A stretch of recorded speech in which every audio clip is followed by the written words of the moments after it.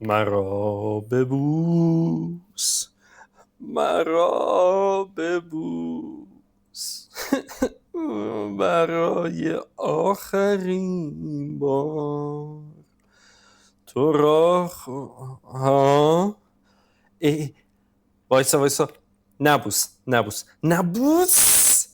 وایسا. گرفت فیلتر شکنی گرفت.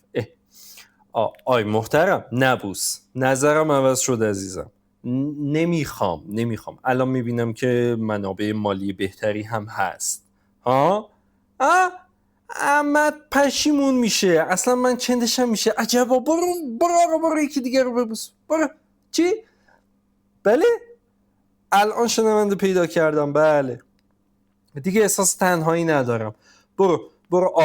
آره نه بلکن برو، هر غلطی دلت میخواد بکن. باشه قربونت، سلام برسون. خب واسا 1 2 3 1 2 امتحان میکنیم. ایول شد.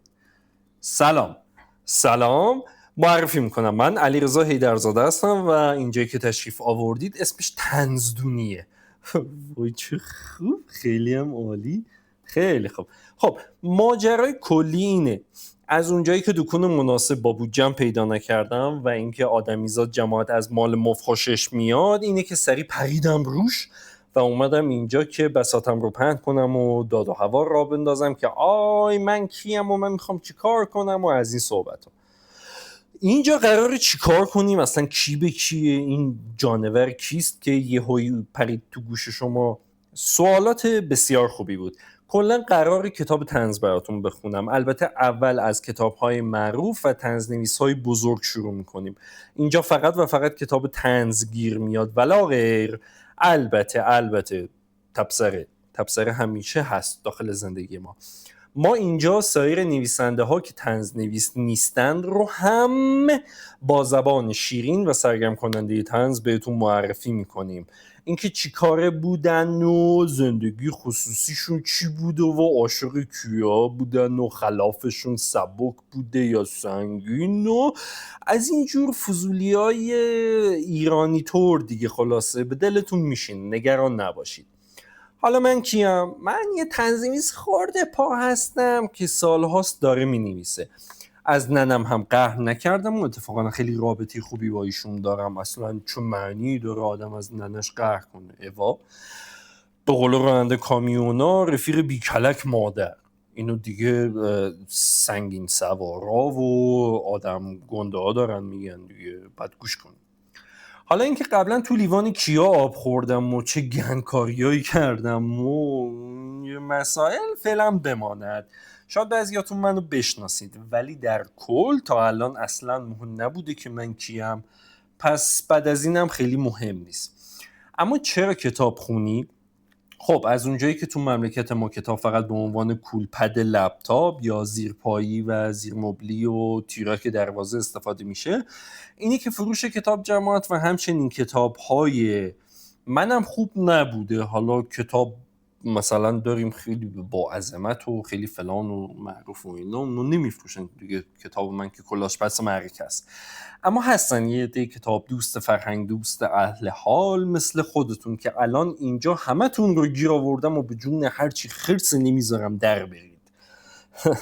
نترسید، فقط میخوام براتون کتاب بخونم و نویسنده معرفی کنم.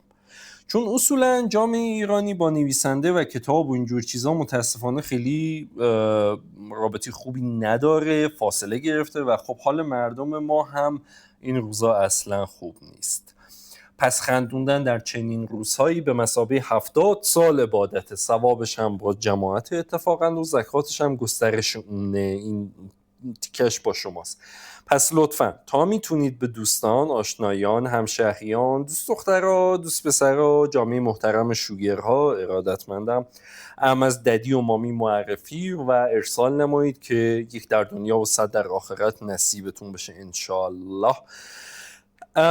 اصلا حالا که تا اینجا اومدیم یه خاطره در باب بیارزش شدن کتاب از خودم براتون تعریف کنم. یادم یه بار کتابایی که نوشته بودم رو کول کردم و کول و بردم دم چند تا کتاب فروشی. گفتم آقا خانم لطفاً اینو بذار اینجا، هر وقت کسی اومد بخره بهش بده. اینم یه پک رایگان اشانتیون. پولش هم نصف اصلا 60 و 40 من. بابا سگ خورد 70-30. خدایش دم بعضیاشون گرم، ازم گرفتم فروختن، پولش هم دادیم فلافل خوردیم، جای شما خالی. ولی بعضیا هم میپیچوندن دیگه، مثلا یکیشون انگار مثل چی بگم، واقعا اصلا هیچ مثالی براش وجود نداره. یکیشون نمیدونست چی بگه، واقعا بهم گفت اینجا بمونه خراب میشه، انگار مثلا شیر خره که فاسد بشه. یا مثلا یکیشون گفت اگه فقط میخوای بفروشی ببر بده به این بساز بفروشا که به جای آجر و تیراهن کار بذارن تو ساختمون. ای داد بیداد. آخه براشون اینجوری ارزون تر در میاد. یکی دیگه شون هم وقتی بهش گفتم یه جوری نگام کرد و اینجوری دستاشو به هم مالید، اینجوری کچلم بود اتفاقا. بعدش یکم خندید و آخرش هم با یه صدای نافذی گفت ببرشون پشت مغازه تا بیام همشون رو یه جا ازت بخرم عزیزم. به نظر خودم که تله بود، نرفتم. حالا نمیدونم نظر شما چیه، ولی الان که فکرشو میکنم و وضع مالیم رو تحلیل و بررسی و اینا میکنم میبینم کاش میرفتم. از اقتصاددان ها هم مشورت گرفتم، گفتم میرفتی تاش هرچی که میشد حتما یه پولی تو جیب عقب شلوارم میذاشت دیگه. حالا اگه تو جیب عقب شلوار نمیذاشت حتما تو جیب جلوی پیرنم میذاشت. ولی خب گذشته ها گذشته. قدیمی ها میگن شانس فقط یه بار در آدم ها میزنه. ببخشید درب منزل آدم رو یه بار بیشتر نمیزنه. اما در مورد این که بگم اینجا میخوایم چی کار کنیم و چجوری بیشتر براتون توضیح بدم، راستش اول میخواستم یه برنامه بسازم که مثل خیلی ها با اخبار روز شوخی میکنن. من خودم هم قبلا این کار رو کردم، ولی به 2 دلیل این کار رو نکردم. اول این که خیلی زود بیات و بیمزه میشه و دوم این که راستش دیگه بسه. به بدبختیامون خندیدن دیگه بسه واقعا. این که مثلا فلان چیز انقدر گرون شده بعدش هم بیایم مسخره بازی در بیاریم و بهش بخندیم، واقعا دیگه به نظرم حال به هم زنه یه جورایی. مثلا قیمت فلان جای مرغ رسیده به بهمان جای آدمیزاد، یا فلان مسئول فلان گور خورد و هر بشینیم مسخرهش کنیم که چی؟ اون که داره کار خودشو انجام میده و میره بالاتر. اصلا یکم از این فضا بیایم بیرون، به طنزای دیگه بخندیم، واقعا یکم از شر این اخبار روز خودمون رو خلاص کنیم. اینو واقعا جدی میگم که روح و روانمون رو به هم میخیزه. راستی یه زمین دونفش دیگه هم پیدا کردم سر چهارراه یوتیوب. همه هستن اونجا، جیگر فروش هست، بلال فروش، اون آقا بلال فروشه که میشناسینش و اینا همه هستن. لطفاً اونجا هم بیاین و یه سنگی به شیشه این جانب بزنید. نه من پول میدم اونجا نه شما، ولی اگه قبول زحمت کنید و پنجشنبه و جمعه بعد از انجام مراسم عشق و حال به پادکست های منم رو این پلتفرم ها که اسپاتیفای، کست باکس، یوتیوب و تیک تاک هست گوش بدین، دیگه نیازی نیست کسی بخواد منو ببره پشت مغازه و نویسنده آزاری بکنه و از این جور چیزا. واقعا از یه کتاب فروش که از قشر فرهنگ قصر یاد گرفتیم. آره واقعا از یک کتاب فروش که از قشر فرهنگی جامعه هست بعید بود. ولی خب آدمی دیگه، چشم میبینه دل میخواد و اینا. اصلا ولش کن. کامنت هم هرچی دوست داشتید بذارید، فحاشی کنید، خیلی ممنون میشم. نظر بدین، اشغولانه در وکنید، شکلک در بیارین، اینجوری هرچی. بعدن روی کانال تلگرامی برام صدای خوشگلتون رو بفرستید و نظر بدید و حتما من داخل برنامه صداتون رو پخش و نظراتتون رو میخونم. خیلی هم مورد احترام، دستتون در نکنه. اینستاگرام هم که پای ثابت و در خدمتیم کلن. هر کتاب طنزی و هر نویسنده، فرق نداره چه سبکی بنویسه، رو هم که دوست داشتید معرفی و پیشنهاد کنید. بنده هم روی تخم چشم میذارم و مامد حیات خواهم دانست و خلاصه با هم میریم تو کارش. اما حالا اسم اولین کتابی که میخوام براتون بخونم کالیپسو اثر دیوید سداریس هستش. اولی خورده با شخصیت این نویسنده توانا و اهل دل آشنا بشیم و ببینیم از کجا آمده، از آمدنش بهره چه بود و به کجا میره و آخر وطنمه. کلا سیستم ما اینجا اینجوریه که اول نویسنده ها رو با زبان شیرین و ناناز طنز بهتون معرفی میکنیم و از آثار ارزشمندشون براتون تلاوت خواهیم نمود، باشد که باشد. خلاصه این که تو این کتابه که حالا مثلا فردا میخوایم براتون بخونیم اتفاقات بسیار قشنگ و دوست داشتنی میفته که شنیدنش بهتون حال مضاعف عطا میفرماید.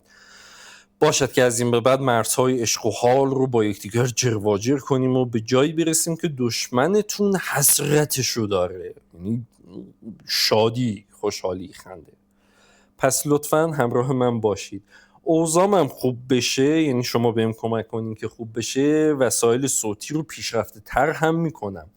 الان ابزار صوتی اونجوری که باید و شاید خفن نیست، خوبه ها، ولی خب حالا ممکنه وسط برنامه صدای ناهنجار و ناخواسته هم بشنوید، مثلا نمکی بیاد زیر پنجره و عربده کشی کنه، نمک بپاشه تو شیشه تو دنیا، یا پسر همسایه یه سری صداهای مثبت 18 سال تولید کنه، خاک تو سرش کنن انشالله، یا خانم همسایه با پشکش بزنه تو کله شوهرش که خب مسبوق به سابقه است و اینجور داستانا دیگه. ولی درست میشه، اینا دیگه نمک پادکسته، بپذیرید. قول میدم اوضاع روز به روز بهتر بشه، حتی قول میدم براتون خانم بیارم. نه خانم مجری، البته سوء تفاهم پیش نیاد این موقع. آره عزیزم، میاریم اینجا مصاحبه میگیریم، طبق قوانین اداره کار استخدام میکنیم، حقوق میدیم، اینا اینجوری. خب پس قرار ما کی شد و کجا؟ آفرین، مکان پلتفرم های شیطانی کست باکس، اسپاتیفای، یوتیوب، تیک تاک هم که خدمتتون عرض کنم. تو توییتر هم هستیم، توییتر سابق اکس فعلی. آدرساشون هم براتون زیر این پست می‌نویسم، تو کاپشن سوشرت زیر شلواری چیه نمیدونم، همونجا. داخل تلگرام هم فقط اطلاع رسانی میکنیم و نظرات صوتی و پیام‌های متنی شما رو میگیریم. اینجا هم خب کامنت بدین، همه جا کلا کامنت بدین، کامنت خوبه اصلا. پیام صوتی هم که گفتم، پیام تصویری هم میتونید بدید، فقط لطفاً چیز بدی به هم نشون ندید، چون من روحیاتم خیلی لطیفه، خیلی نازک و اینا. صورتی در نظر بگیرید، سپاسگزارم. میدونم صورتی رو همه دوست دارید. اینستاگرام هم فالو کنید که ثوابش کمتر از باقی پلتفرم ها نیست. اما زمان آخر هفته که اتفاقا احمدی هم رفته، یعنی فعلا پنجشنبه و جمعه، حالا بعدن اگر خوشتون اومد دوست داشتی تعطیلیاتون به نحوی بود که یک شنبه و شنبه بودید، هم به من اعلام بکنید، من حتما انجام وظیفه خواهم کرد. خلاصه این که خانم ها آقایان، به طنزدونی خوش اومدید. آوردن بچه هم اصلا ممنوع نیست. حتما همین پادکست رو در سراسر گیتی بپخشونید، همینجوری صبح شب تو خواب بیداری. هر شیر و لایک و کامنت و سابسکرایب هم شوت محکمی است به سجاف دروازه دشمن. خب دیگه واسه امروز بسه، تابستونه، تو این گرما و بیپولی توامان هم بریم یکم یخای تو فریزر رو با آب و هندونه قاطی کنیم بخوریم، میخورده همپرمون بیاد پایین. به چه رفقای پایه‌ای، خدایش دمتون گرم. و اما در اینجا پایان جلسه غیر رسمی رو اعلام میکنم تا فردا و برنامه آینده. بسیار مراقبت کنید، چرا که اوضاع بسیار خیسکیته. بوس و بابای.